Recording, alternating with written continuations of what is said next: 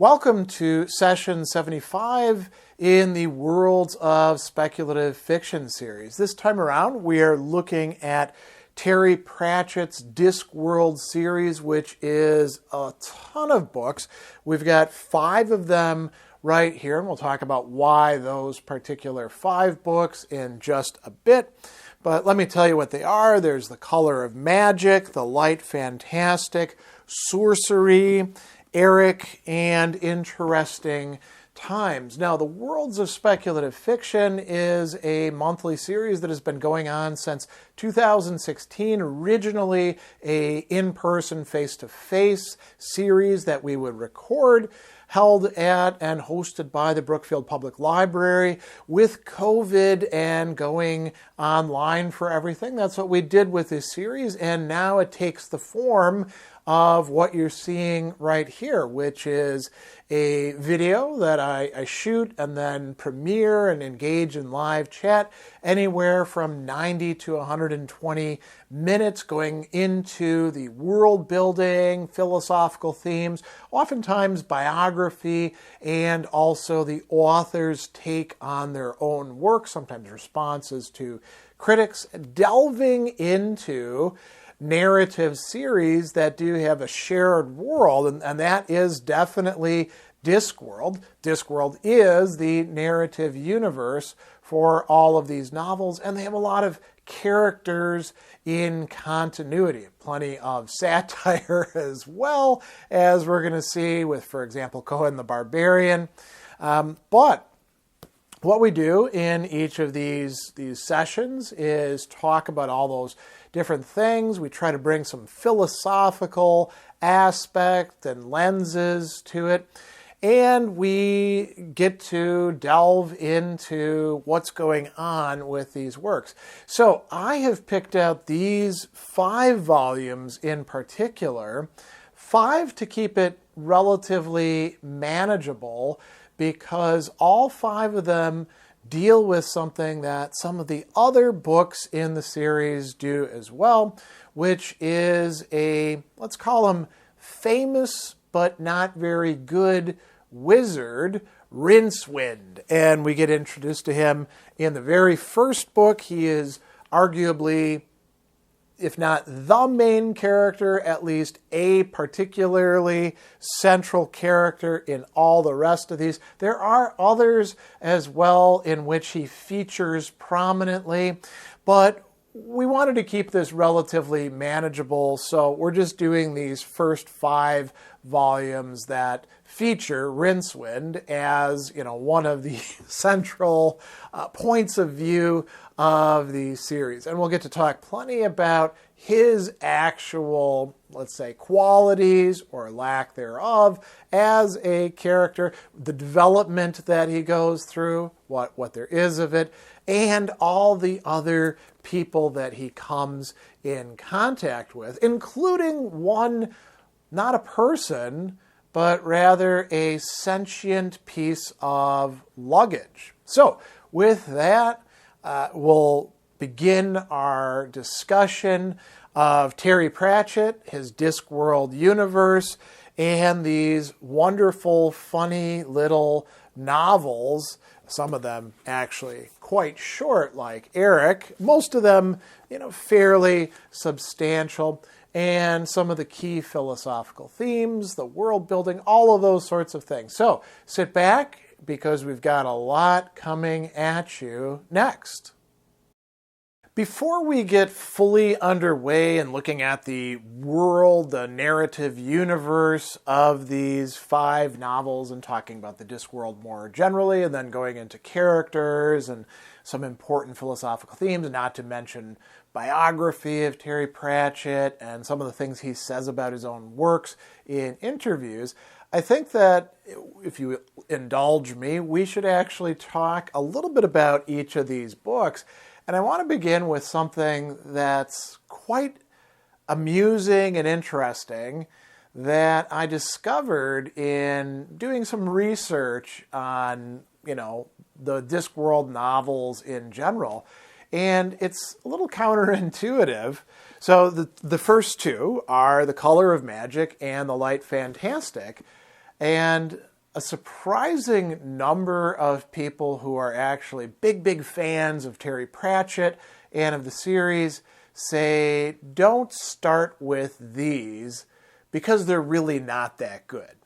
And now, isn't that a funny thing to say about an author and a series that you really love? And so the prevailing opinion among those who give this sort of advice seems to be that, well, Pratchett was just kind of like getting his legs and figuring out what he wanted to do. Later novels like, Sorcery or Interesting Times, which is, much deeper into the sequence of it. Oh, they're much better plotted out and written. And, okay, so there are a few differences. Like Interesting Times is one of the novels that actually is divided up into sections, and the others aren't, right? I mean, that ends already with The Light Fantastic. It's just a bunch of episodes, you could say, and sometimes moving from character to character, but it's one essentially continuous narrative, as are these other books. But that doesn't make a book better or worse having actual chapters or stories. So, we have to ask, well, is there really a difference in the quality of writing? And when it comes to the humor, I would say no. I mean, Terry Pratchett, like many other writers, does grow by his own, admission over time. So we can expect that the later books maybe are going to have a bit more to them in certain ways. But I kind of think that these first two books, they set the scene. They tell you what's going on. And they introduce some of the very important characters that we're going to be spending a lot of time with in these later novels, particularly Rincewind, but several others that are very important as well that we get to meet early on. I mean, one of them is kind of in the background much of the time, the patrician of Ankh-Morpork. But we also have this other guy, Two-Flower, who's going to, play a role until he eventually goes back to his own land. But then we're going to encounter him again and his children in Interesting Times.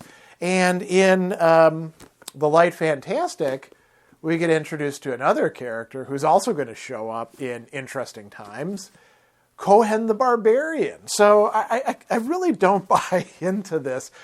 Stay away from those first two books. I began with them, and I thoroughly enjoyed them, and they made me want to go on and read more of the series to see how things in fact turned out. So perhaps that's bad advice. Perhaps that's a wrong-headed judgment. Now, let's talk about what's in each of these books. So The Color of Magic gets us started with everything. And I've just got a few sections that I wanted to mention. So, Rincewind and Two-Flower are going to meet, and this is pretty early in the book. Rincewind, of course, is this wizard who's a terrible wizard. He's not very good at all. We're going to talk about why that's the case. I will mention one thing. He was not particularly gifted to begin with, and then he looked into a grimoire which contained the 8 greatest spells, ancient time spells. And one of them came out of the book and got into his head, his soul, his mind. And it's lurking there all the time, and it crowds out him, his brain space, from learning any other spells. So as a wizard, he's a complete failure. He wasn't particularly good, apparently, even before this happened to him.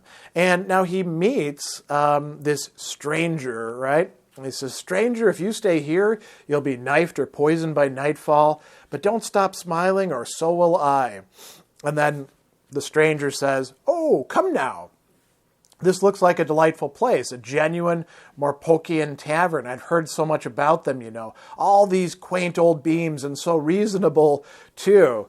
And he says, "My name is Two Flower." He extended his hand instinctively. The other three looked down to see if there was a coin in it. "Pleased to meet you," said Rincewind. "I'm Rincewind. Look, I wasn't joking. This is a tough place." And then they're talking about, what's in the mugs, the beer, a single gold piece.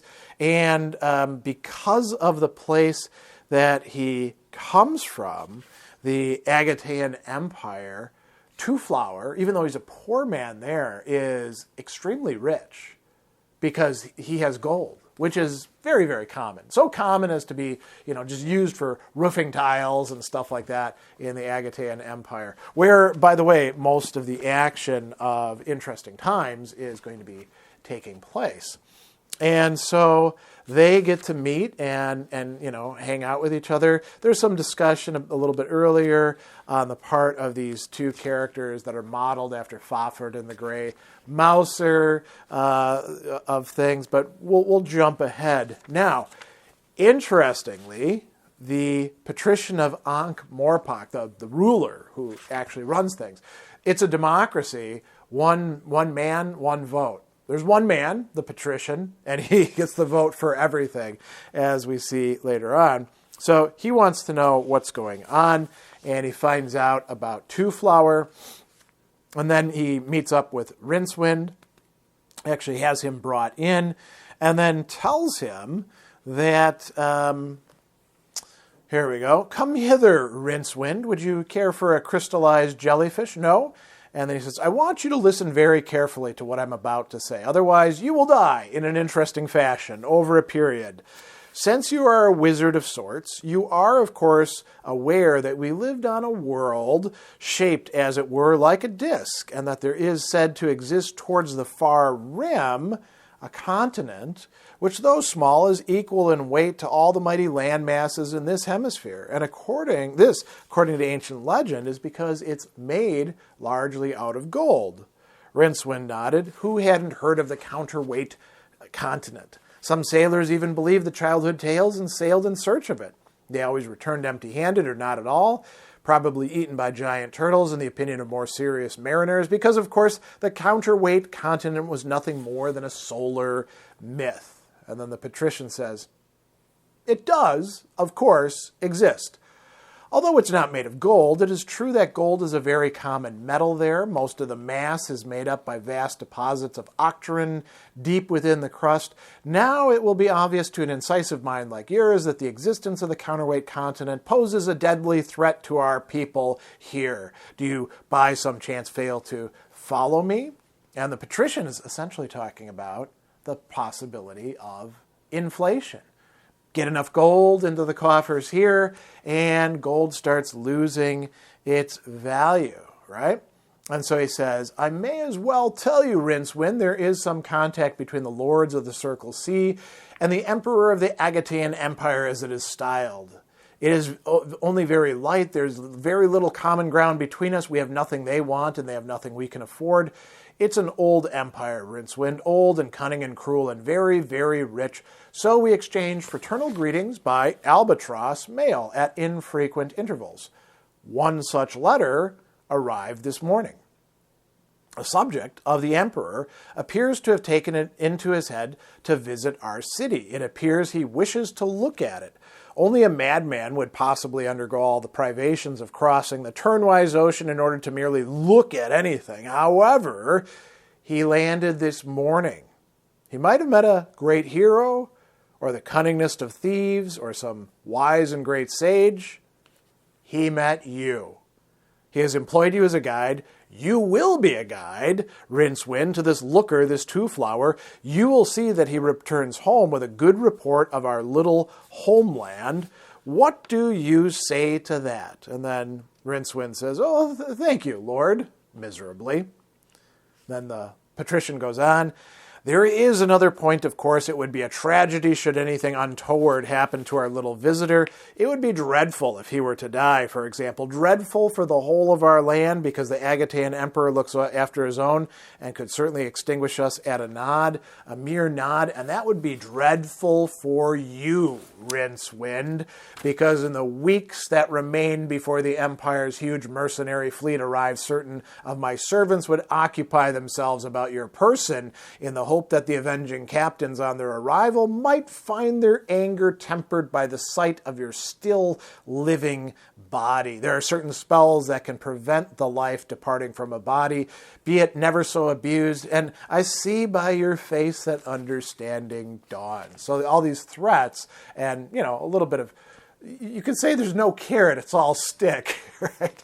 Rincewind is now charged with hanging out with and going on, essentially, explorations and adventures with Twoflower. And that is what the rest of the book winds up being, one of which is going to take them into space.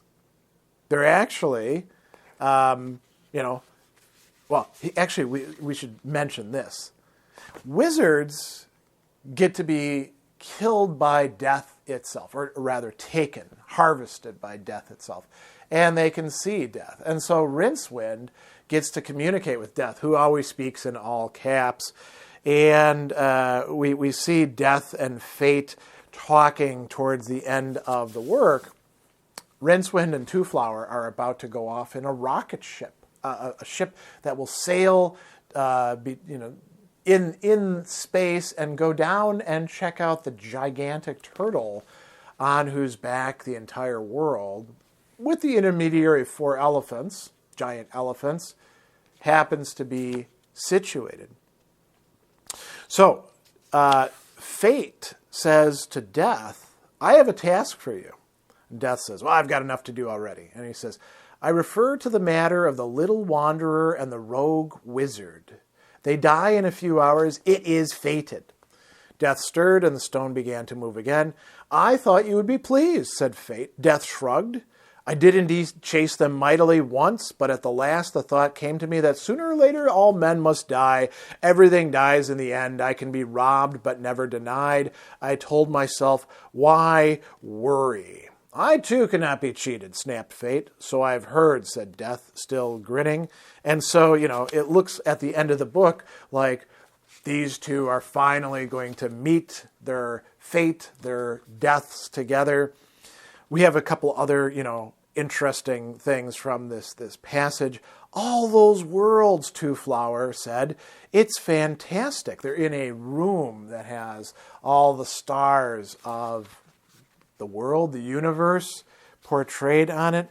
And then they're actually going to get into the ship and take off. Now, they're doing this in part because they're being sacrificed for that, right? But they are actually doing some very interesting things throughout this. And so they have all these cool adventures that are arranged here. By the time that The Light Fantastic, the second book, begins, we have them on the ship, right? Let's actually read a little bit from this. And this is giving us a bit of the world.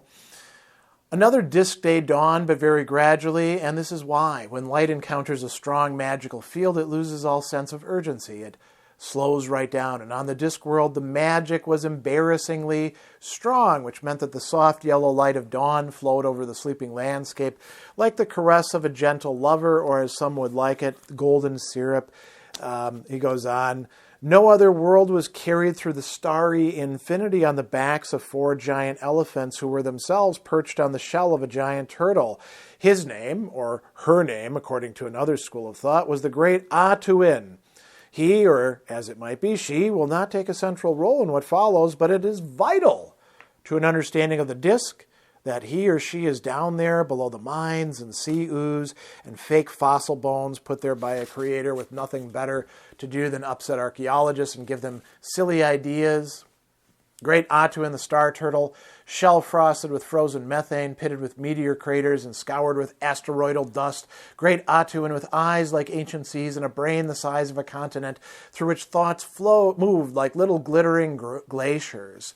It goes on, as large as worlds, as old as time, as patient as a brick. Actually, the philosophers have got it all wrong. Great Atuin is, in fact, having a great time. Great Atuin is the only creature in the entire universe that knows exactly where it is going. And as we find out, Atuin is on a journey that is going to create some problems. And meanwhile, we have at the Unseen University things going on, trying to figure out what is happening to magic and how Rincewind might be connected with this. And we have, the gods debating about things with each other. And then we get to Rincewind and Two Flower and the luggage, we should also mention as well. So there's a lot of, adventures that they have through this. And here in this book, we get to meet Cohen the Barbarian. This is when they are rescuing a girl, right? And by the light of the torches, they saw that this was a very old man, the skinny variety that generally gets called spry, with a totally bald head, a beard almost down to his knees, and a pair of matchstick legs on which varicose veins had traced the street map of quite a large city. Despite the snow, he wore nothing more than a studded leather hold-all and a pair of boots that could easily have accommodated a second pair of feet, right? And a little bit later, we find out who this guy is. He, of course, is a legend, right? And they ask, the girl, what's your name? Bethan is her name. And she's rubbing green ointment into the old man's back, right? And she says, well, what's his name? Cohen ish my name, boy, because, of course, he's missing teeth. Cohen, the Barbarian, the very shame. Hang on, said Rincewind. Cohen's a big chap, neck like a bull, got chest muscles like a sack of footballs. I mean, he's the Disk's greatest warrior, a legend in his own lifetime. I remember my granddad telling me he saw him. My granddad telling me, my granddad. Oh, of course, sorry. Yes, said Conan inside. That's right, boy. I'm a lifetime in my own legend. Gosh, said Rincewind. How old are you exactly? 87. But you were the greatest, said Bethan. Bards still sing songs about you. Cohen shrugged and gave a little yelp of pain. I never get any royalties, he said. That's the saga of my life. 80 years in the business, and what have I got to show for it? Backache, piles, bad digestion, and 100 different recipes for soup. Soup, I hate soup, And he says, it's my teeth, you see. Nobody takes you seriously when you've got no teeth.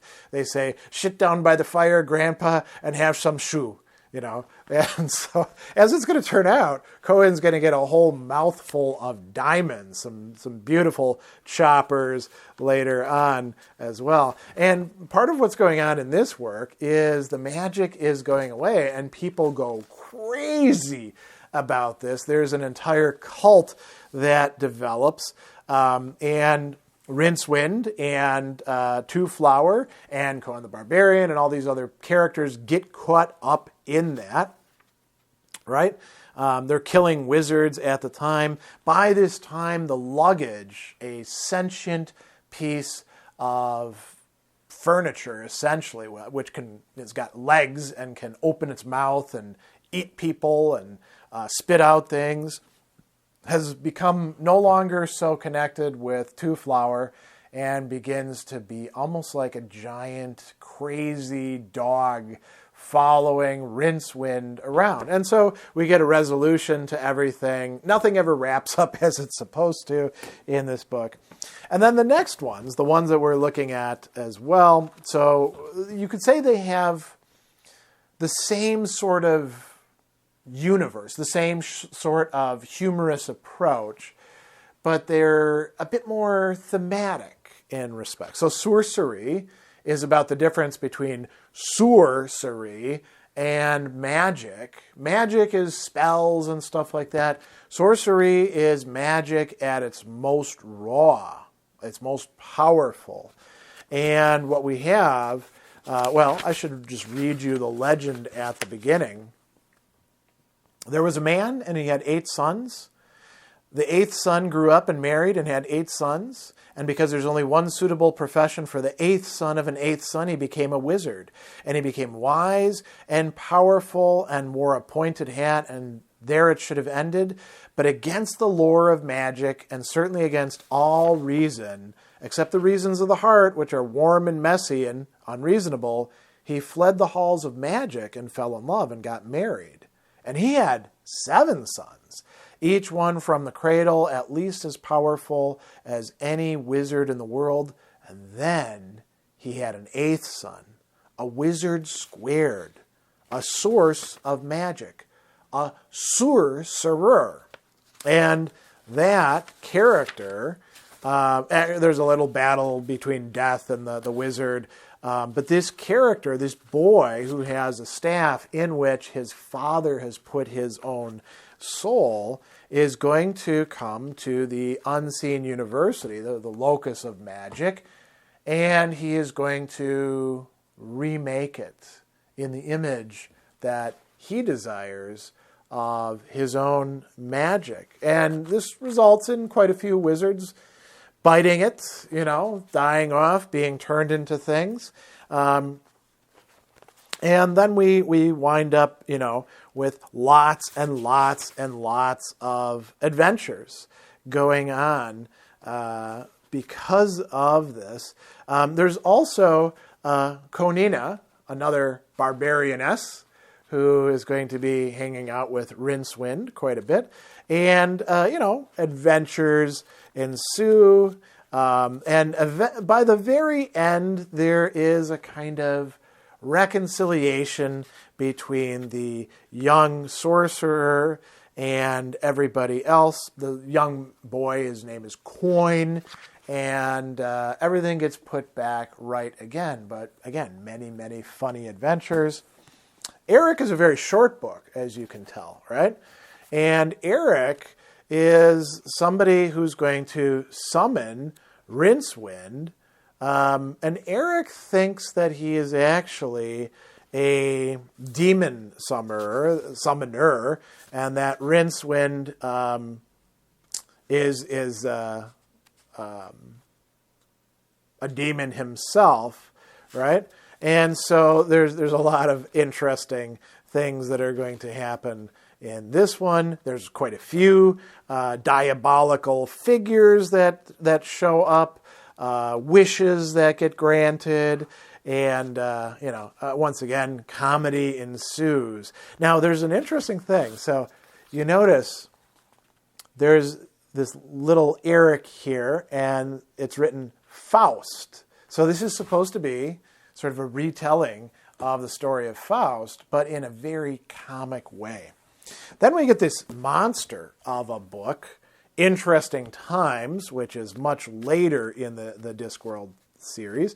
And Rincewind is going to show up once again in this. He's going to get spelled off to the land that Two Flower originally came from, which is modeled after China.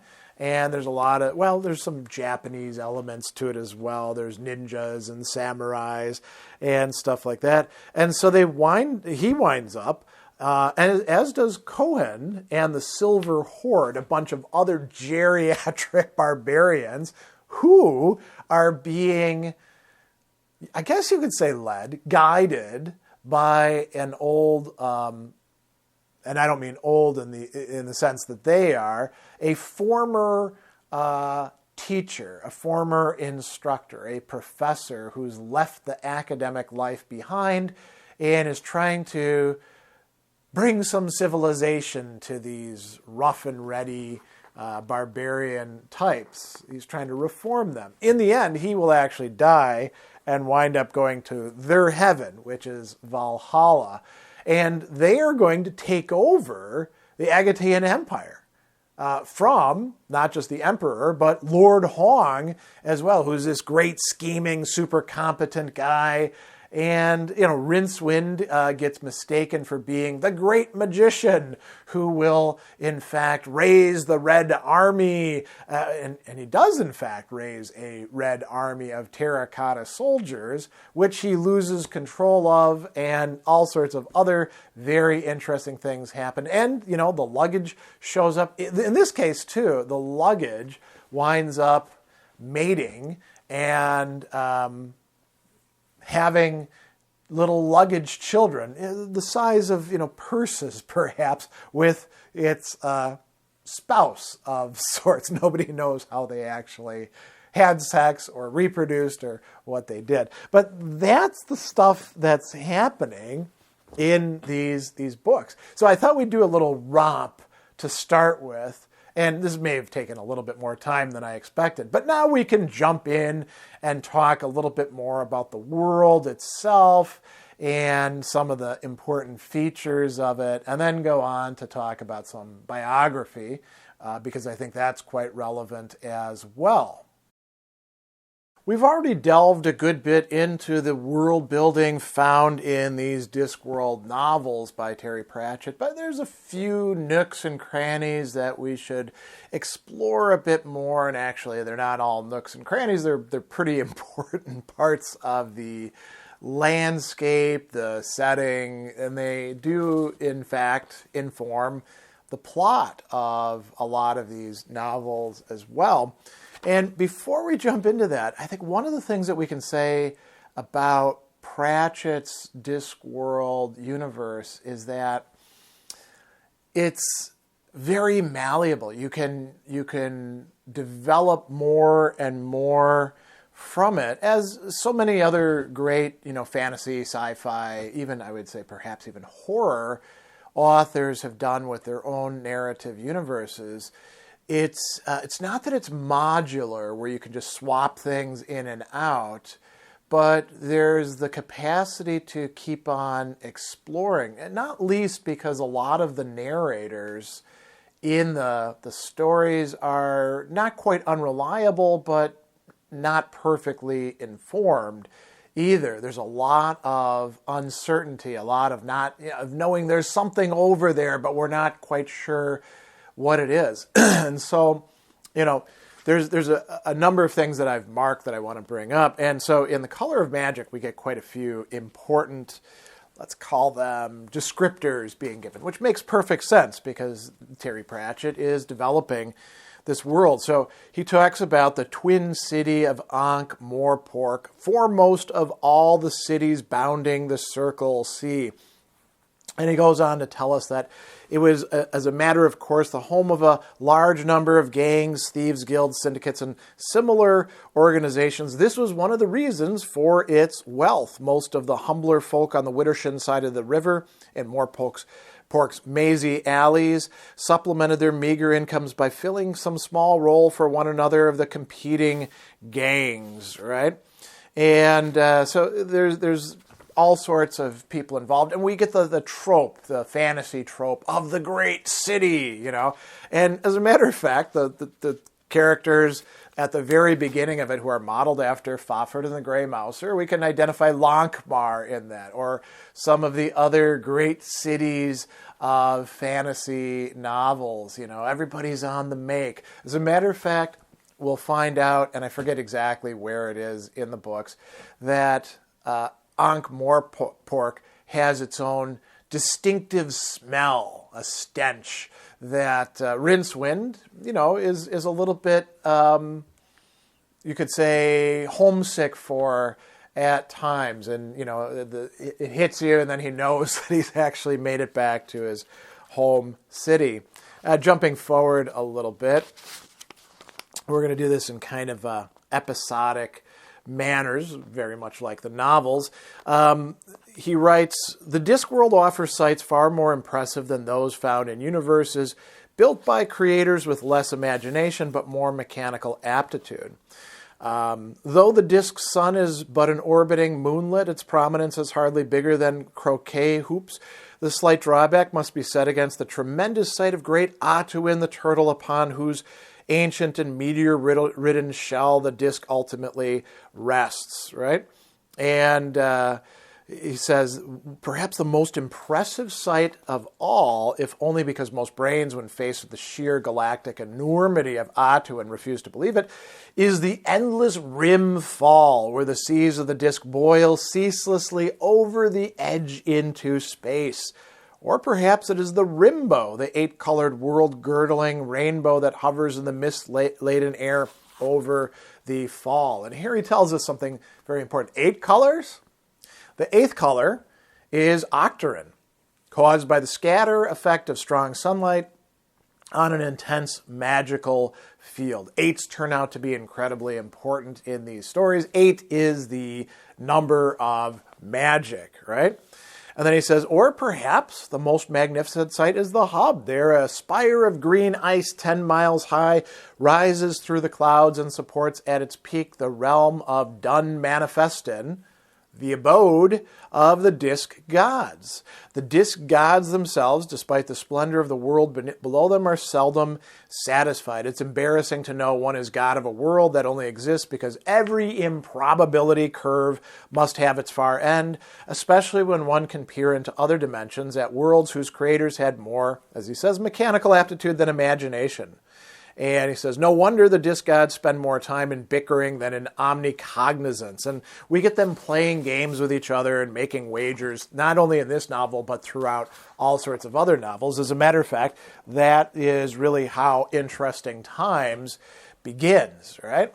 So we've got the lady being introduced. She's going to make bets about and against fate, right? So we've got some other really interesting aspects of the world being built there. Coming back to magic, right? We have in Ankh-Morpork, we have the Unseen University, a massively important place because wizardry is indeed something quite important. And here we have an interesting little reflection about grimoires.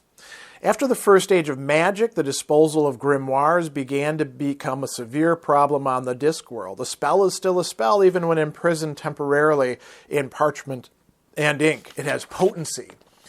This is not a problem while the book's owner still lives, but on his death, the spell book becomes a source of uncontrolled power that cannot easily be diffused. In short, spell books leak magic. Various solutions have been tried. Countries near the rim simply loaded down the books of dead mages with leaden pentalphas and threw them over the edge. Near the hub, less satisfactory alternatives were available.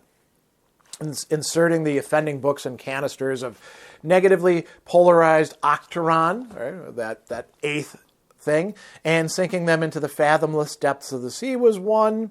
Burial in deep caves on land was earlier ruled out after some districts complained of walking trees and 5-headed cats.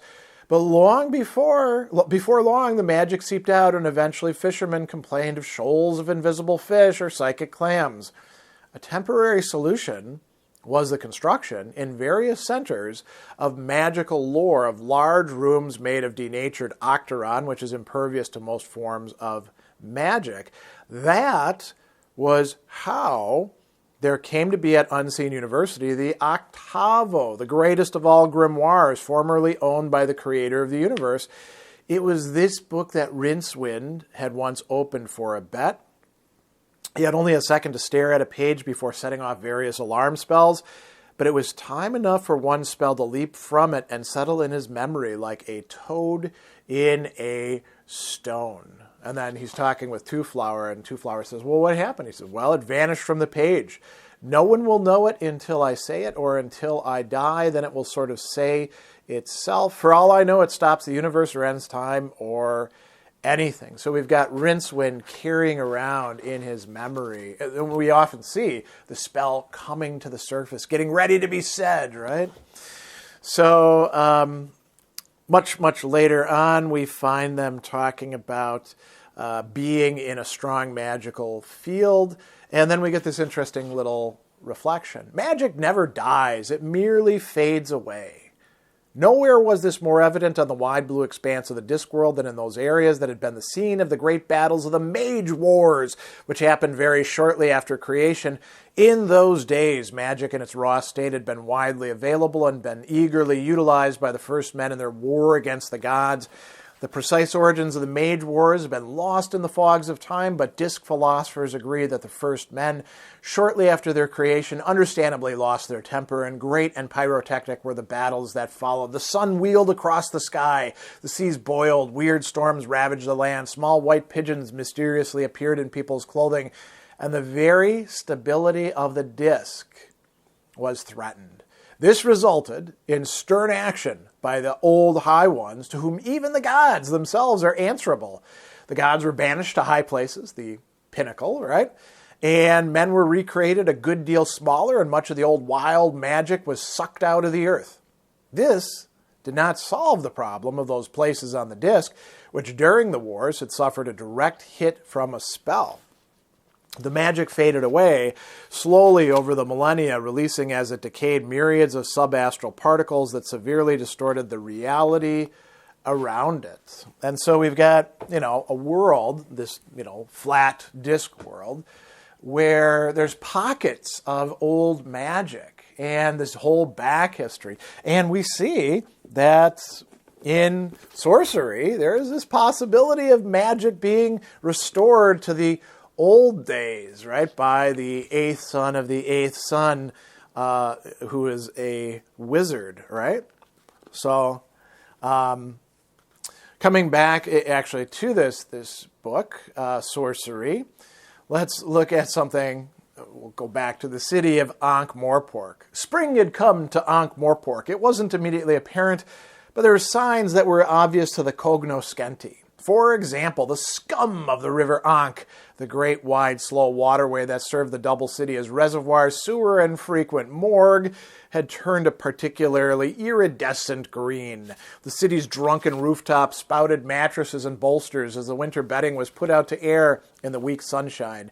And in the depths of musty cellars, the beams twisted and groaned when their dry sap responded to the ancient call of root and forest. Birds nested among the gutters and eaves of unseen university, though it was noticeable that however great the pressure on the nesting sites, they never, ever made nests in the invitingly open mouths of the gargoyles that lined the rooftops, much to the gargoyles' disappointment. A kind of spring had even come to the ancient university itself. Tonight would be the eve of small gods, and a new arch-chancellor would be elected. Not exactly elected, because wizards didn't have any truck with all this undignified voting business, and it was well known that arch-chancellors were selected by the will of the gods, and this year it was a pretty good bet the gods would see their way clear to selecting old Virid Wazygoose, who was a decent old boy and had been patiently awaiting his turn for years. And as we find out, the Arch-Chancellor doesn't really do magic, more administration, and there's this entire hierarchy of ranks of wizardry, much of which has to do with people below and above competing with each other, the lower trying to kill the older and higher rank to get them out of the way so they can move into their spots, and then have to deal with that sort of paranoia themselves. We find a few other interesting things. And remember, I was talking about you can always expand on this. So in Eric and Rincewind go to hell. And here's a very interesting description. Hell was not what Rincewind had been led to expect, although there were signs of what it might have once been, a few clinkers in a corner, a bad scorch mark on the ceiling. It was hot, though, with the kind of heat you get by boiling air inside an oven for years. Hell, it has been suggested, is other people. This has always come as a bit of surprise to many working demons who had always thought that hell was sticking sharp things into people and pushing them into lakes of blood and so on.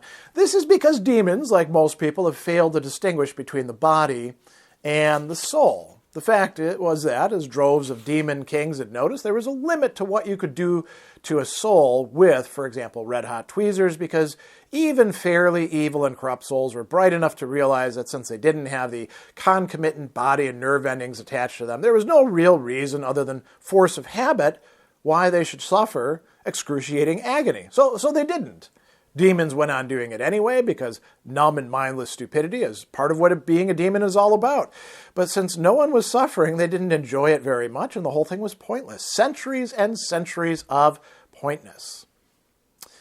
Ostfigel had adopted, without realizing what he was doing, a radically new approach. Demons can move interdimensionally, and so he'd found the basic ingredients for a very worthwhile Lake of Blood equivalent, as it were, for the soul. Learn from humans, he'd told the demon lords. Learn from humans. It's amazing what you can learn from humans. You take, for example, a certain kind of hotel. It is probably an English version of an American hotel, but operated with that peculiarly English genius for taking something American and subtracting from it its one worthwhile aspect so that you end up with slow fast food, West Country and Western music, and, well, this hotel.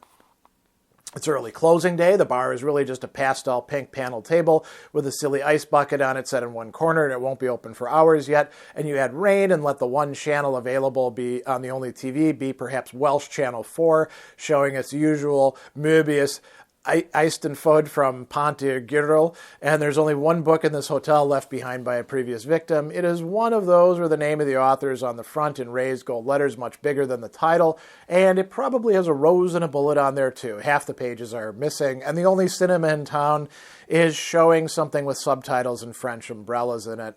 And then you stop time, but not experience, so that it seems as though the very fluff in the carpet is gradually rising up to fill the brain, and your mouth starts to taste like an old denture. Then you make it last forever and ever. That's even longer from now until opening time, and then you distill it. So he says, of course, the Diskworld lacks a number of the items listed above, but boredom is universal, and Ostfigel had achieved in hell a particularly high brand of boredom, which is like the boredom you get, which is A, costing you money, and B, is taking place while you should be having a nice time, right? Very interesting reworking of hell, taking things from our world and putting them into a sort of equivalent within the part of the Diskworld that is hell. There's only one other thing that I'd wanted to bring up, a passage, because there's something else that we do need to say about world building, kind of spillover. So, interesting times takes place mostly on the counterweight continent in the Agatean Empire, and we have this very interesting description of the Great Wall. It completely surrounds the Agatean Empire. The word is completely. It is usually about 25 feet high and sheer on its inner side. It is built along beaches and across howling deserts and even on the lip of sheer cliffs where the possibility of attack from the outside is remote. On subject islands like Bang Bang Duk and Tingling, there are similar walls, all metaphorically the same wall. And that seems strange to those of an unthinking military disposition who do not realize what its function really is. It is more than just a wall. It is a marker. On one side is the empire, which in the Agatean language is a world identical with universe. On the other side is nothing. After all, the universe is everything there is.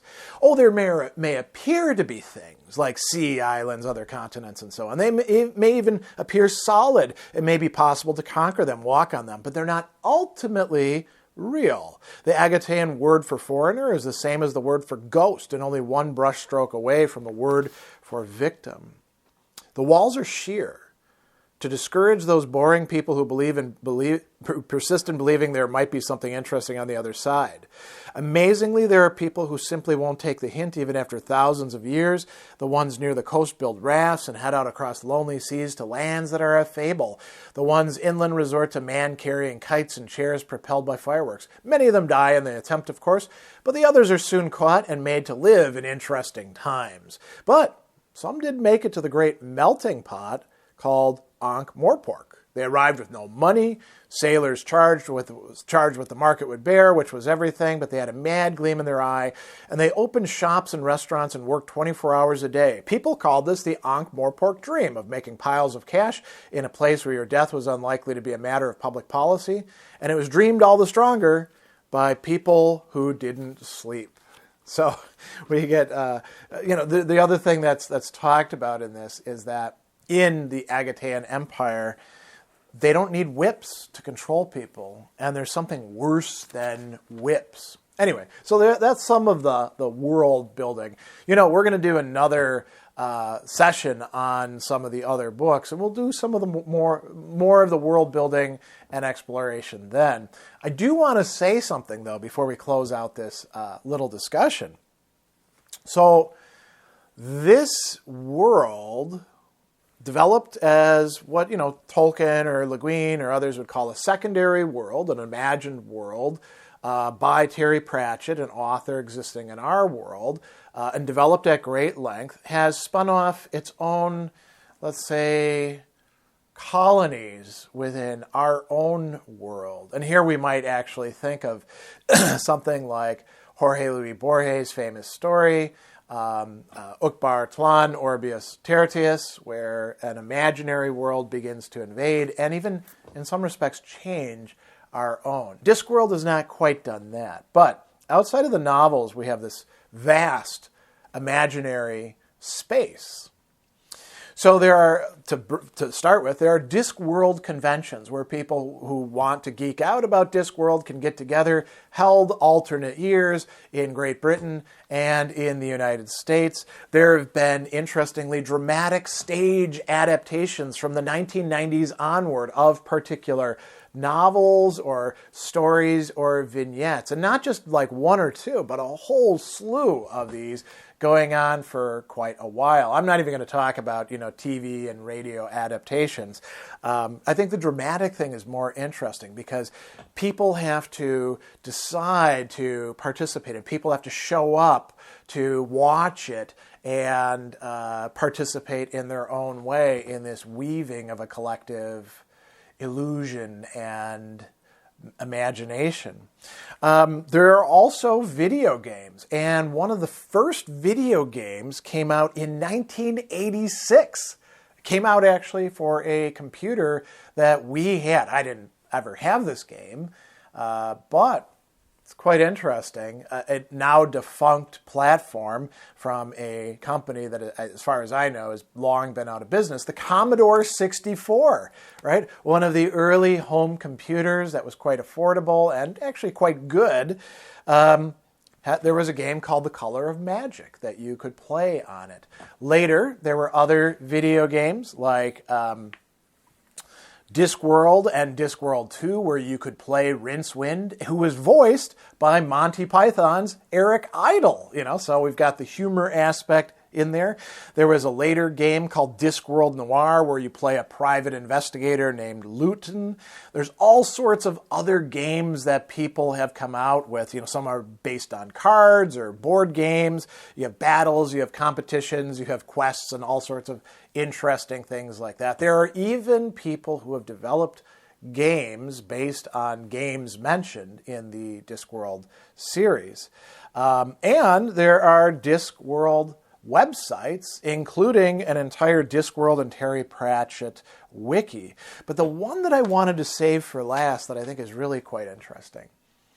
Steve Jackson Games, a long time ago, really, I want to say maybe it was in the 80s or maybe it was in the 90s, came out with something called GURPS, the Generic Universal Role-Playing System. And this was a fairly open-ended role-playing manual that you could add all these interesting modules to. So you could play something that was like traditional D&D. You could actually take Car Wars, which was another Steve Jackson game, and turn it into a role-playing game. There was a module for the British show The Prisoner.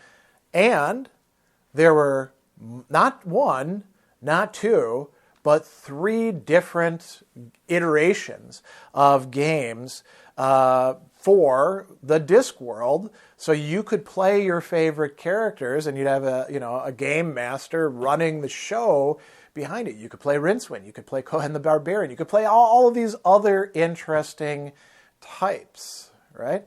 And I think that this is really something that, it's not just a series that captivated people's attention and that they could, as I said, geek out about with fellow people who are equally interested, equally excited about that. I think that's really quite important. But you could actually turn it into something that you could play, not just act out, but play imaginatively, expansively, together with rules that would sometimes have to be broken or superseded. Isn't that fascinating? I think there's much more to be said about that, but I don't want to go too far into the weeds. So this is probably enough about world building, a world building that generated a secondary world that then came to have its own colonies within our own. Terry Pratchett had a long and quite rich life. He dies a little bit young, unfortunately, at 66 years old, but he packs a lot of living and a lot of interesting living, as we'll see, into that time. So he's born in 1948 in Beaconsfield, so a little bit north of London, to David and Eileen, a mechanic and a secretary, both carrying the Pratchett name at that point in time. And he goes to school. He doesn't really enjoy it too much, apparently. The head teacher, what we would call a headmaster, is kind of a jerk, and he's not doing great. His family moves, and then eventually this opens up the possibility to attend Wycombe Technical High School. And there he actually seems to flourish quite a bit. He gets involved in writing and publishes his first story, Business Rivals, in the Technical Signet, which is actually going to be the literary magazine of the high school. This will actually be published later as Hades Business in 1964, a very early story. And he credits the local library for, really contributing to his education. I think it's something that a lot of us can relate to. If the schools that we went to were okay, were adequate, but not,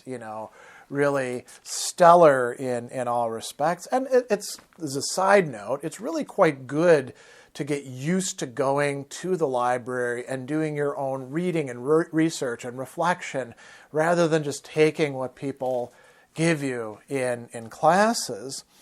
In 1963 and 1964, he begins attending sci-fi conventions. He's already doing a good bit of writing on his own at this time, and then he's going to start A-levels in English, art, and history.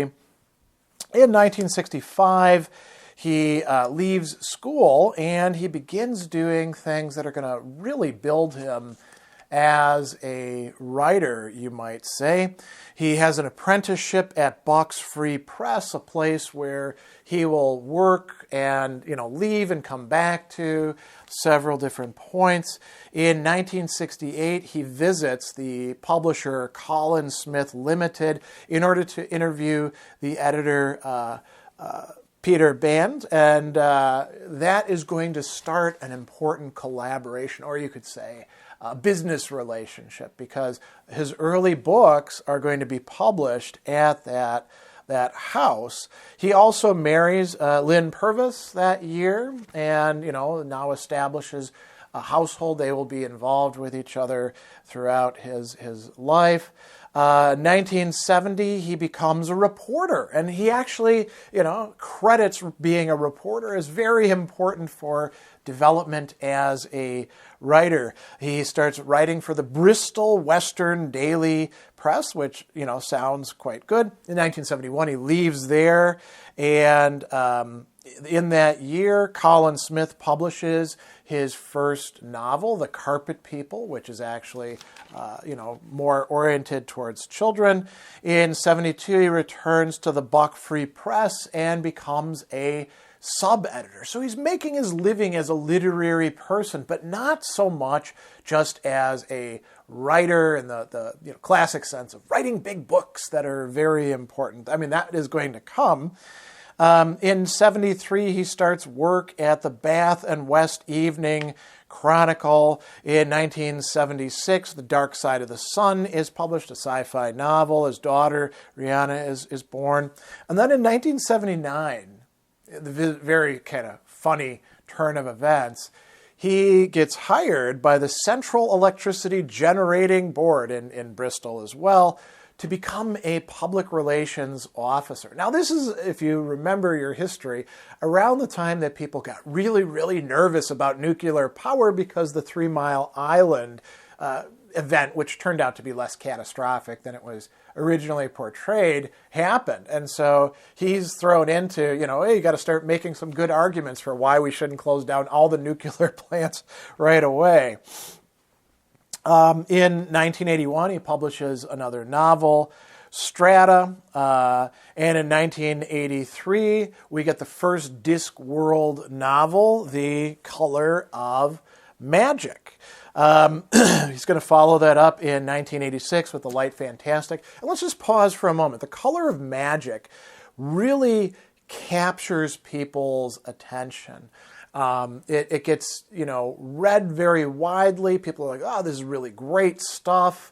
And remember, that around this time we have some other humorous writings going on in sequences. The Hitchhiker's Guide to the Galaxy with Douglas Adams. We have over in America the Xanth novels coming out. So it's not as if there isn't anybody else doing similar things, but these are in Britain, and we could make a connection with Hitchhiker's Guide to the Galaxy because the not just publishing, but also, television and radio world, and we could even say the world of drama are more centralized, and people get to know each other in ways that doesn't happen quite as easily here in America.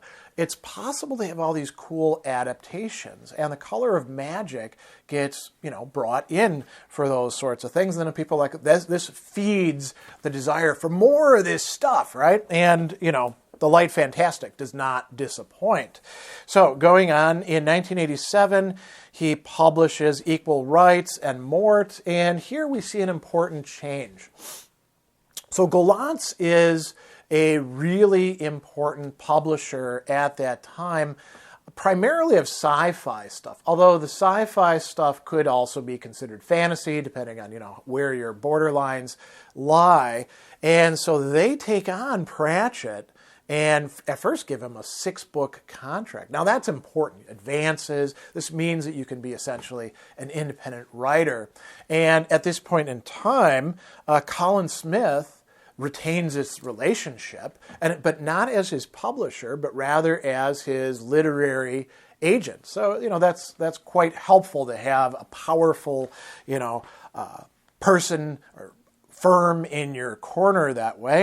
In 1988, we see the next one that we're looking at, Sorcery, come out, along with Weird Sisters, another one of the witch novels. 1989, Pyramids, Guards. 1990, we have Eric and Many Puncture. And then from this point onward, we're going to see 1 or 2 books come out a year, all the way to 2007. As a matter of fact, there's actually 1 year where he publishes 3 books. And these are, I'm only talking about the Diskworld books. He publishes other things as well. He contributes to a lot of collections, and he's got collaborations going on. But just in the Diskworld thing, the amount of productivity is pretty amazing. And, Pratchett is going to credit this in part to having had this apprenticeship, writing before, he's recognized, doing all this technical writing, all this reporting, all this deadline work. He actually says that if you want to be a good writer, you need to write not only within your genre, but also outside of your genre, which is kind of a fascinating idea to work through. Anyway, A few other things that he writes that we should bring up, because I'm not going to go through the entire list. In 1989, the Unadulterated Cat, a bunch of anecdotes about cats. Haven't read it, but I really do want to, because I love cats, and I think Pratchett is really great. 1990, a lot of people probably know this already. Neil Gaiman and him collaborate on Good Omens, which has come out as a series, I believe on Amazon, perhaps. That's probably enough about the literary stuff. What about his recognition and awards? So in 1990, he is the first guest of honor at OctoCon. Octo, because the 8th color is that of magic, as we find out in The Color of Magic. He was awarded 10 honorary doctorates, beginning with University of Warwick in 1999. He was made an adjunct professor of English at Trinity College Dublin in 2010, which is a nice honor there, but you actually do have to teach some classes. He won a lot of awards. I'm just going to give you some of the highlights of these. So, British Sci-Fi Award in 1989 for Pyramids, a Locus Award for Making Money as well. In 2005, Going Postal is actually a candidate for the Hugo Award. It's hard to get higher up than that, but he recuses himself because he says, I want to enjoy myself at Worldcon this year. I don't want to be bothered with this. In 2010, there's two really important awards, the Andre Norton Award, but also the World Fantasy Award for Lifetime Achievement. That's really quite cool. 2016, he is awarded posthumously the Sci-Fi Writers of America Kate Wilhelm Solstice's Award for significant impact on sci-fi fantasy landscape. Now, that's kind of a double thing, right? He influences other writers, so that's the landscape. But Diskworld is itself a landscape, a flat earth on a turtle, right? So that's kind of a cool thing. I think a lot of people probably know that he was Sir Terry Pratchett, right? In 1998, he was awarded the Order of the British Empire, and then in 2009, he was knighted, a Knight Bachelor. He said that's a really cool thing. As a fantasy author, you can't turn down the knighthood, and he actually had a sword forged for himself. But something else that I think is really quite cool about him biographically, and this is not just in terms of these awards, but something else that we'll talk about and we'll close on. In 2011, he sponsored an award himself, the Terry Pratchett First Novel Award, which is, as you can guess, awarded to great first novel writers to help support them in their work. And so, this is kind of emblematic of Pratchett. I think you see this in the books, but you see this in his life as well.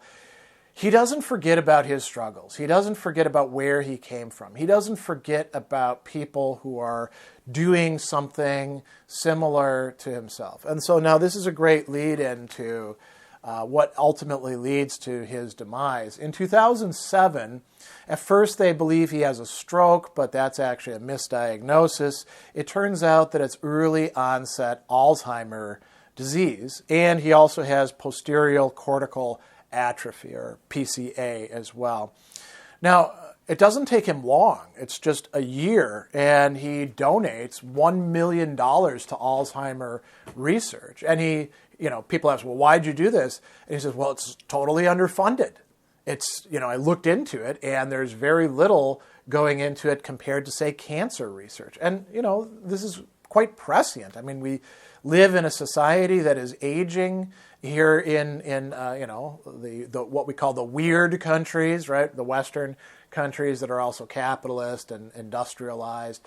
And it's pretty important, right? So he is not just going to suffer with his disease and find ways to keep on being productive and accommodate himself. He's going to actually do things about it, but without having the metaphor of fighting the good fight or something like that. Also in 2008, he collaborates with the BBC to produce a documentary about Alzheimer's disease. So, he's giving back in another way and using what we could call his bully pulpit. In 2015, he's going to die, age 66, of complications due to Alzheimer's disease. There was a little bit of speculation that maybe he had taken his own life because he had written about that and said, if it gets bad enough, perhaps that's the way to go.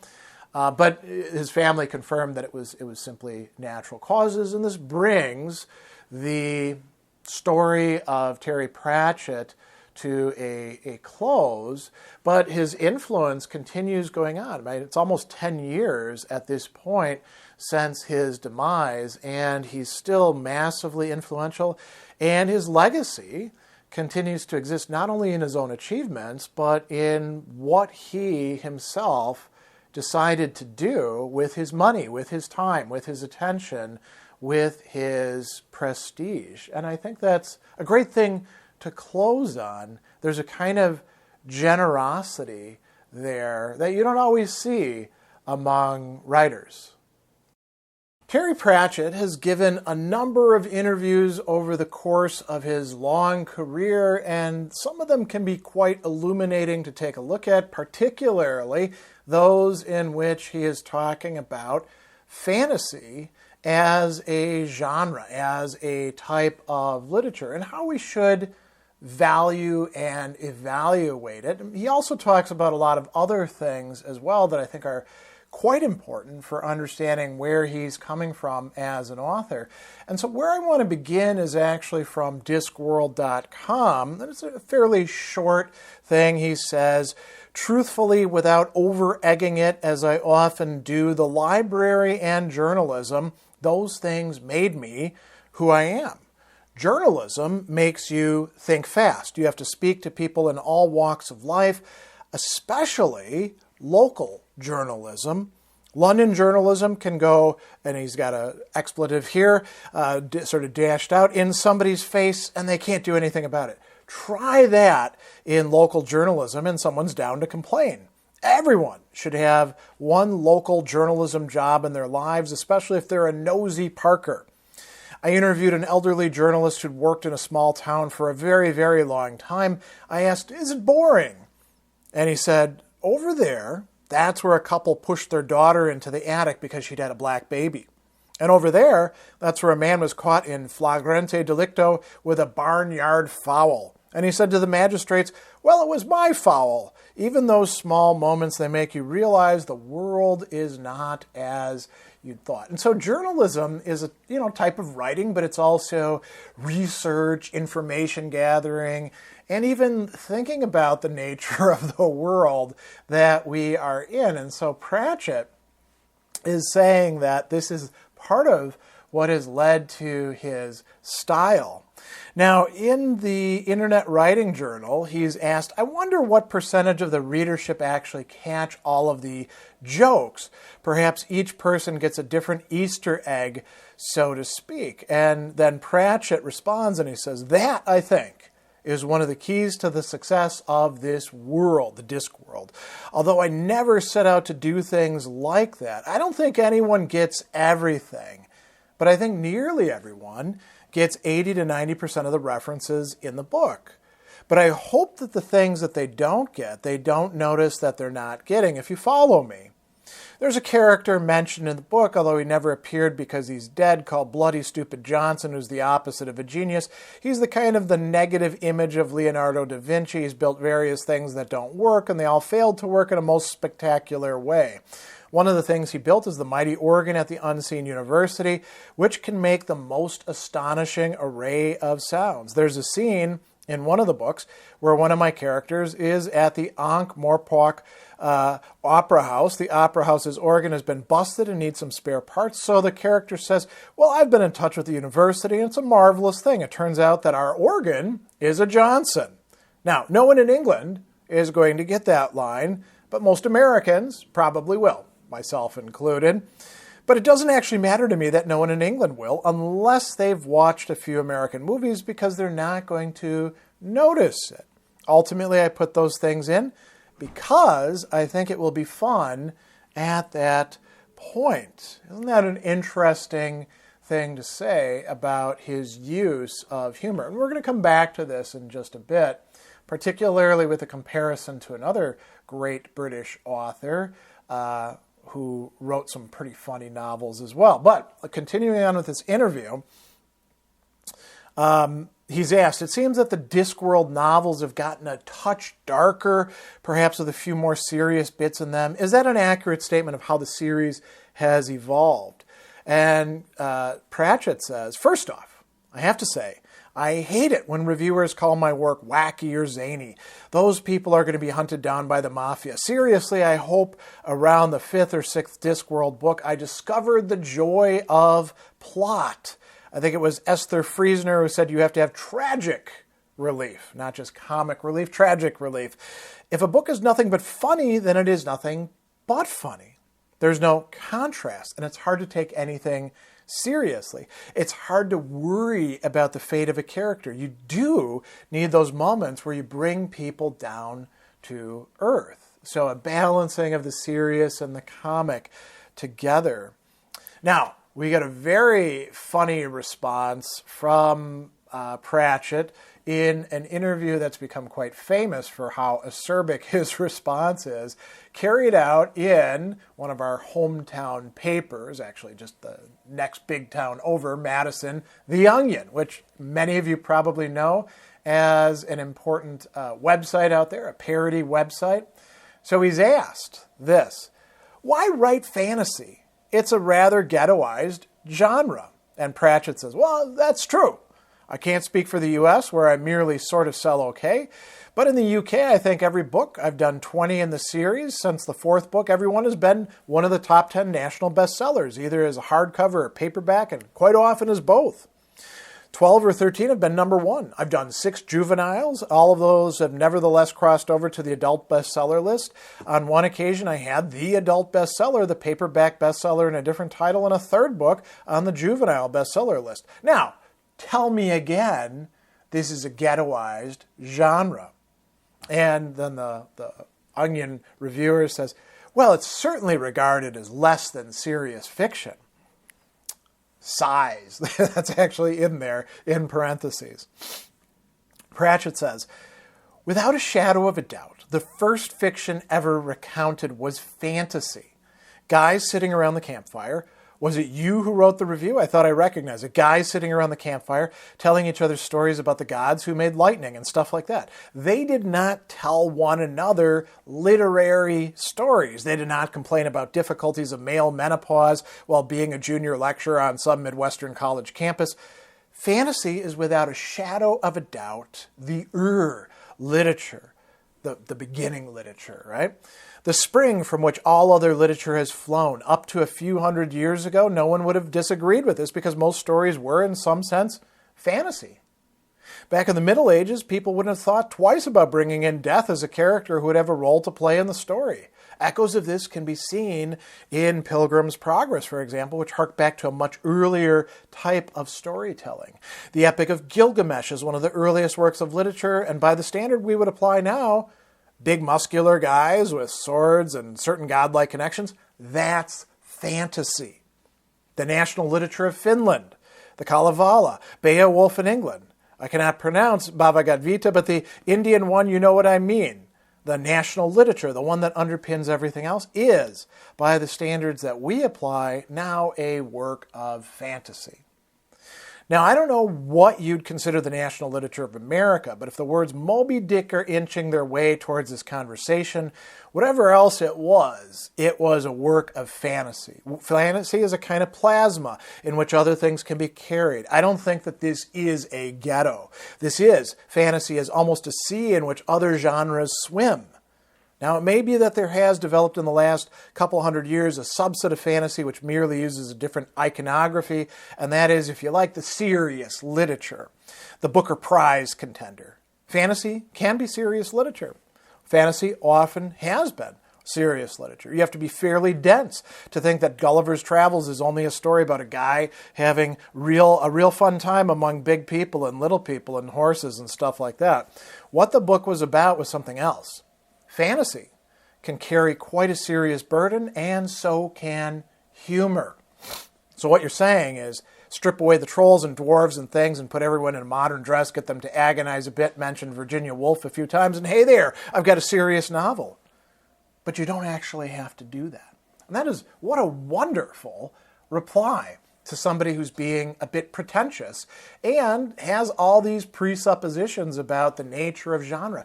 And this also harkens back to, Tolkien's, famous essay about fantasy literature on fairy stories and Ursula K. Le Guin's follow-up on that from Elfland to Poughkeepsie. I think that's a really interesting response. Following up on this, in Tim Cadman, this is in 2002, he's asked, you've written some science fiction, but fantasy is clearly your medium. Is there a reason for this? And Pratchett says, it depends. I've done a lot of interviews today, and people are even disagreeing as to whether Discworld is fantasy. One lady said, now don't notice this, it's fantasy for everybody else. No, that's not right. What was it? That's it. She said, fantasy for the rest of us. And then the reviewer says, you mean Tolkien versus Tolkien and the latter-day fantasy mush that's out there? And Pratchett says, I would like the record to state that you said mush. In a sense, Tolkien doesn't count because he stands outside the genre. There's plenty of people that read Tolkien but wouldn't pick up a fantasy novel on the end of a pair of tongs. I suppose that Hitchhiker's Guide to the Galaxy is a bit like sci-fi for the rest of us. So let's pause on that for a moment. We've already got three interesting references. To say that Tolkien is outside of the genre of fantasy, what a startling thing to make a claim about. What does he mean there? Well, in a certain way, Tolkien, who so many fantasy authors for a while were copying, essentially, the formula for, is beyond the typical fantasy. But this notion of fantasy for the rest of us being humorous fantasy, being kind of a picaresque but also somewhat serious set of novels that the Discworld is, and being analogized to Hitchhiker's Guide to the Galaxy by Douglas Adams as sci-fi stuff for the rest of us, isn't that an interesting comparison there? We'll follow up on that in just a moment. In the rest of this interview, he's asked, do you think fantasy will ever become a respectable genre? What do you think it would take to become one? And Pratchett says, okay, serious question. What is a respectable genre? What makes it respectable? And then the person says, probably because it's on the shelf marked literature. And then Pratchett says, well, okay, interesting. I said before that I once went into a bookshop that had all the works of Margaret Atwood on the shelf marked literature, except for The Handmaid's Tale, which is soft science fiction, not about ray guns, but was in the science fiction section. Iain Banks is a guy who worries bookshops because they don't know where to put him. Sometimes his non-sci-fi stuff reads like sci-fi, and I don't think Iain gives a stuff about it, and good for him on that. But it won't be on the literature shelf because of cherry picking. Tolkien is kind of okay now because he was successful and made publishers a lot of money. In the same way, people have been making comments when they interview me that it's not really like fantasy writing because it's fantasy for the rest of us. What we're seeing here is actually, okay, we think you might be good, so we're going to cut you away from the herd, so then you're not really a fantasy writer. There's a saying you must have heard, if it's science fiction, it can't be good. If it's good, it can't be science fiction. I just say, I'm a fantasy writer. Live with it. If it's not what you think fantasy writing is, I suggest you broaden your horizons. So, Pratchett, once again, sort of questioning the presuppositions about genre that people are making. Basically just tropes. Now we get to a really interesting interview. In L-Space Web, Neil Gaiman, who later on Pratchett is going to collaborate with, does an interview with Pratchett, and he says, now notice how he's pressing him on this. Aren't the wizard and the tourist, now this is in the very first book, The Color of Magic, right? Aren't the wizard and the tourist a little reminiscent of Arthur Dent and Ford Prefect? You can go a long way by having two characters, one of whom is streetwise and the other is innocent and a lightning conductor for trouble. And you stick them together, which is is what Douglas Adams and many other people have done. It's what I did, and you get a sort of sword and sorcery Laurel and Hardy. And so Pratchett responds, Two-Flower, the tourist, really believes that because he's not really involved, because he's a tourist, even though he could be in the middle of a battle, the thought that something could actually hurt him doesn't enter into his scheme of things. And Gaiman is going to follow up. There are points in the book where it almost reads like Douglas Adams. And then Pratchett says, well, I write like the last author I've read. I've had really to stop myself writing like Larry Niven for someone who's a bit of a comedian as I am. He's such an obvious person to copy. I've got to admit that while I hate and despise Trekkies, a Doctor Who fan can walk under a snake while a Trekkie can walk under a snake wearing a bowler hat.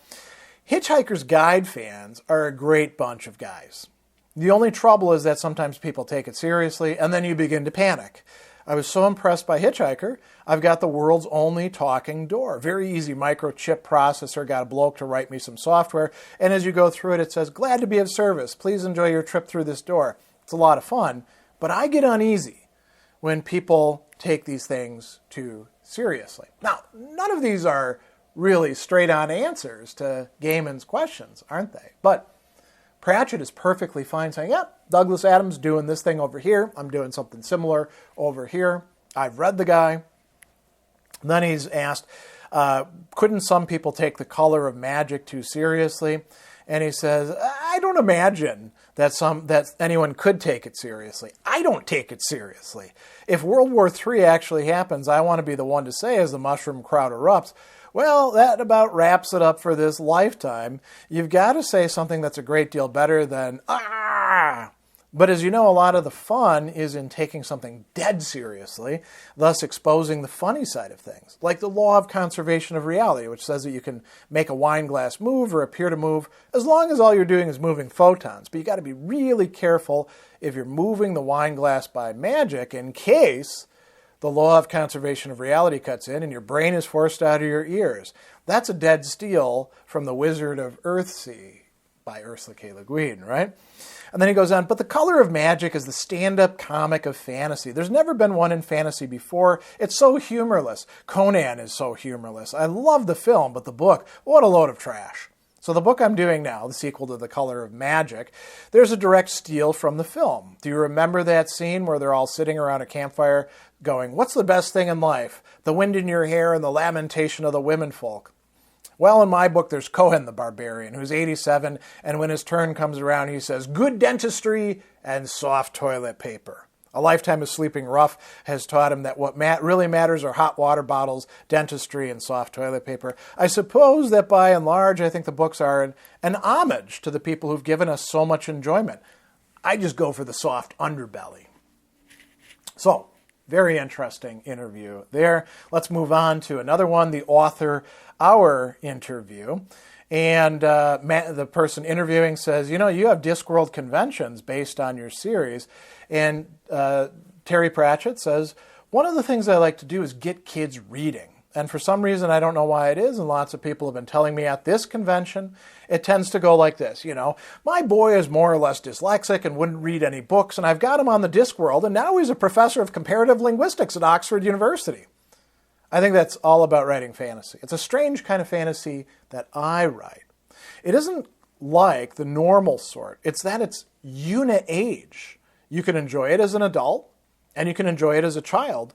But I always make certain that the ones that are expressly children's books are written with kids in mind. Because there's nothing worse than pretending it's a children's book, but waving at mom and dad over the top of the page. That sometimes happens. If you get the Carnegie Medal for a children's book, which I got for The Amazing Morris and His Educated Rodents, there are children's librarians voting for that, and the kids themselves, and they know if it's a children's book or not. And then the interviewer says, yeah, you know, fantasy sometimes gets a bad rap. People say, I don't really write fantasy. I have fantasy in my book, but I don't actually write fantasy. And then Gillen says, oh, yes. Oh, my word, yes. It's magical realism, you know. The trouble is, put it like this. If I set a book in Tombstone around the time of Wyatt Earp, and I put in the Earps and the Clancys and horses and cacti and silver mines, If I put in one lousy dragon, they'd call it a fantasy book. And then he goes on and says, this is sort of echoing what he said to the Onion interviewer, I think it really works like this. All fiction must, in some way, be fantasy. Science fiction, in my consideration, is that when you go past the reasonably possible and predictable, and then you're probably in the field of fantasy and you've left the field of science fiction behind. I must confess, Doctor Who and Star Trek worry me a little bit because there are too many things that you can do by using the modern equivalent of reversing the polarity. You can jargon your way out of problems. And he goes on and he says, it's got to be a little bit more complex, but it's all good fun and it's decent entertainment. And then the interviewer says, that's why so many people like it. We've got enough of normal life. And then Pratchett says this, well, you consider a normal life, let me tell you, young man, is a fantasy. Let me tell you why. 2 miles down there, you'll burn alive. 2 miles up there, you'll choke to death. You're living on a ball of rock, traveling through space at an imaginatively high speed, and you are protected by the effects of this, by a tiny, tiny little amount of effectively natural radiation shielding, which is in peril now, at any case. The sun is warming up a bit. We live in a world where, with these things and these things, we go to the movies, and out there is a real universe, and it's a very strange universe. We live in a science fiction universe now. We have done for a long time. Recently on a show in England, a celebrity said, I hate all this space travel. What good space traveling ever done? Well, think about your mobile phone. Think about the fact that now no longer does anyone need to be lost on this planet. Think about the way we take for granted the news from another country on the other side of the world, and we expect it to be delivered to us at the speed of light. We live in a science fiction universe, so you bloody well better get used to it. What a great set of remarks about the world that we live in, that it is already either a science fiction or fantasy universe. Coming back to the Tolkien matter, he's asked by Milford Writers, and this is in 1999, he says, would you say that Tolkien, for all his virtues, has been kind of a bad thing there, imprinting fantasy with this default assumption of whole races of genetically programmed bad guys like the orcs? And Pratchett says, does it start with Tolkien? All he was doing was echoing a very definitive human trait. Classify them as orcs, and you can kill them easier because they ain't human. But he's certainly impressed on the public consciousness against the run of history, the idea of elves as the good guy. And then he's asked, 10 years ago or so, I seem to remember you muttering you might move on from Diskworld. Obviously, you're still finding it fruitful. Was it a matter of getting your second wind or consciously deciding to take more risks and push at the boundaries? And Pratchett said, it was the second. And finding whole novels and throwaway lines. Take Uberwald. A huge empire has crumbled. A lot of political certainties have gone. There's new alliances. There's a lot of resonances there that I didn't realize existed when I put it on the Discworld map. What I hope to do is a non-Discworld fantasy in the near future, but I know there are more Disc novels, several of them with an entirely new cast. And then he's asked, so there's no end in sight? And Pratchett said, I've said, I'll never knowingly write the last Discworld novel, but it has to evolve to keep going. If I'd written 25 versions of the light fantastic by now, I'd be ready to slit my wrists. And then he's asked, but some fantasy authors, who we'd better not name, have done more or less exactly that. And Pratchett said, well, that's interesting. Maybe I'd have sold a few more books, been considered a moderately successful author, kept the day job, and by now would have had early retirement from national power, or maybe something even more weird may have happened. And then he's asked, now here we get to, these novels in particular that we're interested in. You said in the past the fans always ask for more appearance of the wizardly super-coward Rincewind. Has he now been retired? Bearing in mind the extremes to which you could keep pushing Vimes and Granny Weatherwax, do you think you'll ever take the big step of killing off these or other long-running characters? And then Pratchett says, in the next couple of years, a major character will die. I know this because I've written it. But wait, 'twill not be what you expect. Rincewind will probably be back. Alas, it is hard to make him more than two-dimensional, though I have not given a lot of thought to killing off the seriously big characters, and it's quite hard to see how you could kill Granny, but I could see them gently retiring. Then he's asked, why alas to the thought of Rincewind's return? You're the master of Diskworld, after all. Will the fans send you off dead rats if you fail to give Rincewind another outing? And Pratchett says, oh no, I quite like him, and he's useful, but it's hard to do a lot with him. He's basically an observer. He's shallow all the way to the bottom. He makes a useful appearance in The Last Hero, which will be a book illustrated by Paul Kidby. I've written the story, and the artwork I've seen is very, very good, right?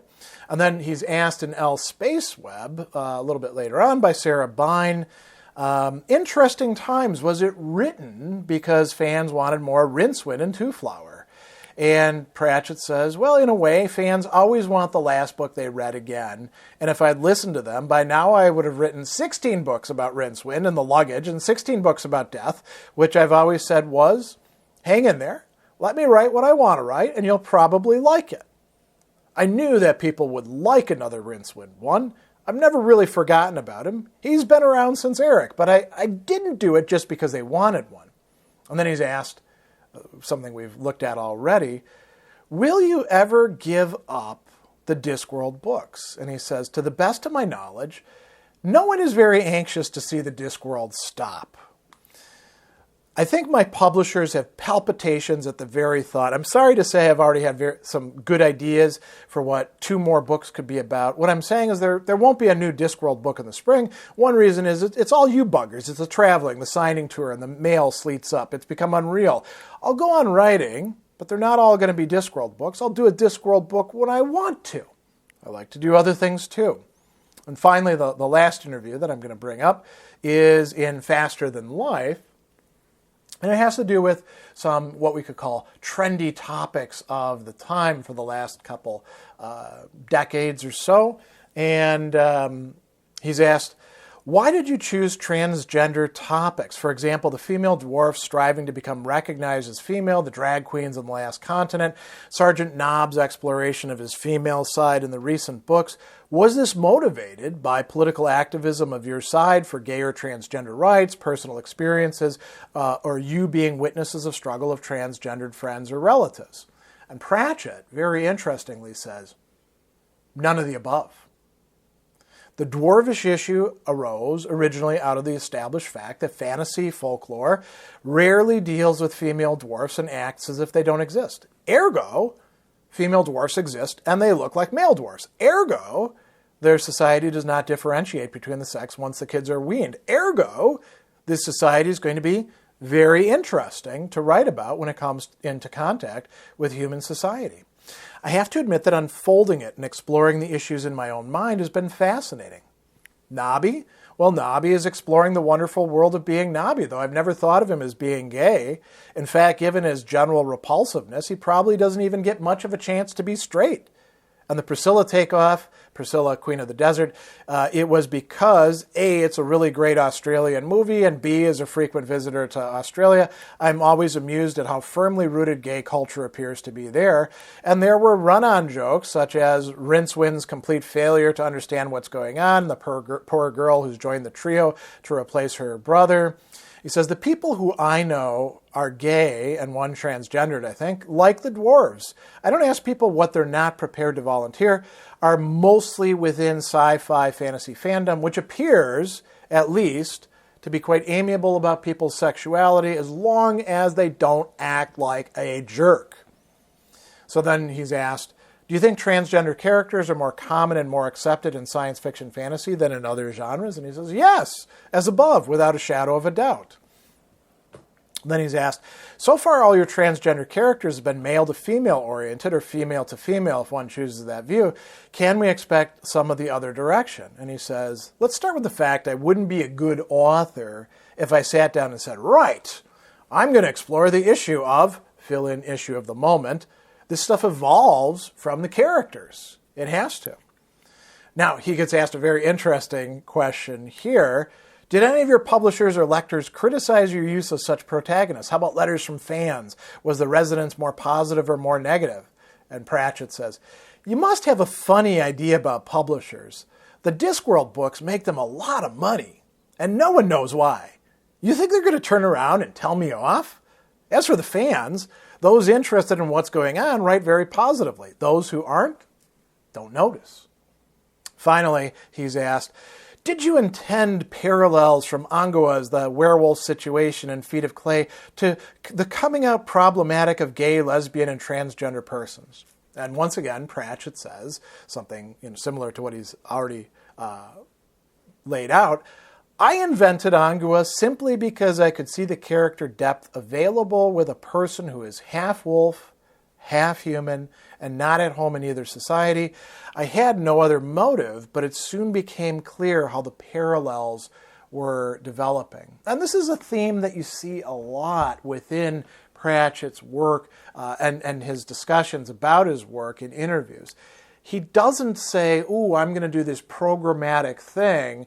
Let me see how I can incorporate this theme that I really care about that's connected to contemporary politics. He just writes, and the stuff is going to emerge naturally out of the characters and their problems and the plot and the situations, and where there's opportunities for some sort of humor and seriousness. So we really get a lot of insight about not just these particular 5 novels that we're looking at that feature Rincewind, and of course the luggage pretty centrally, but also Pratchett's larger work, the Diskworld series, and all of his other work as a whole. We're reaching the end of the time that we've been allotted for this discussion of these 5 Diskworld novels by Terry Pratchett, and I do want to bring in at least one kind of philosophical theme, and that's to think a bit about the humor involved in these books. And obviously we can't go incredibly deep into all the examples that are provided. As somebody's pointed out in the past, there's lots and lots of puns involved in this, which makes you kind of think of, Piers Anthony as well in the fantasy genre with the Xanth novels, and, perhaps of Douglas Adams as well in sci-fi. But this character Rincewind is a very funny guy who doesn't think that much is funny and doesn't go about trying to be comic or humorous. Now, he's not, bad-spirited or everything is serious, but he is a wizard who's not a very good wizard at all. As a matter of fact, he can't remember any spells or do much of any of them, in part because he has that other one crowding out all of the other spells stuck in his head.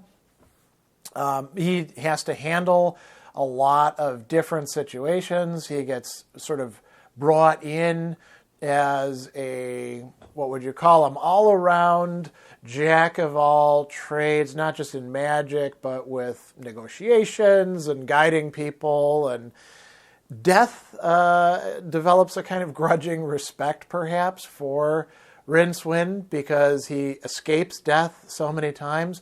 And he's framed as being a coward, so he's not a hero, which, heroes and wizards, as we learn, don't really mix with each other either. They're suspicious of each other. But he's not even a remotely heroic wizard. And so he makes this great foil for the other characters that are involved. He's always got an observation to make, but he's also somebody perhaps very relatable to us. And he winds up being funny without intending to. And Pratchett is a very good, funny writer, let's say. I just want to give you one example of an observation, a set of observations that he gives here. And this is in The Light Fantastic, and he's talking about Oh, here's a great thing. It's a well-known fact warriors and wizards do not get along because one side considers the other side to be a collection of bloodthirsty idiots who can't walk and think at the same time. The other side is naturally suspicious of a body of men who mumble a lot and wear long dresses. Oh, say the wizards, if we're going to be like that, then what about all those studded collars and oiled muscles down at the Young Men's Pagan Association? To which the heroes reply, that's a pretty good allegation coming from a bunch of wimpsos who won't go near a woman on account. Can you believe it? Of their mystical power being sort of drained out. And anyway, says this sort of thing has been going on for centuries. In fact, the hero, even at this moment, galloping toward the vortex plains, didn't get involved in this kind of argument because they didn't take it seriously, but mainly because this particular hero was a heroine, a redheaded one.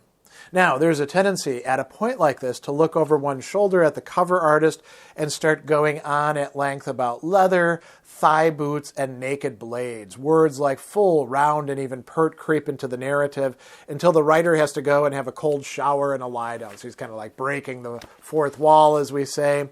And then, here's where it gets good, which is all rather silly because any woman setting out to make a living by the sword isn't about to go around looking like something off the cover of the more advanced kind of lingerie catalog for the specialized buyer.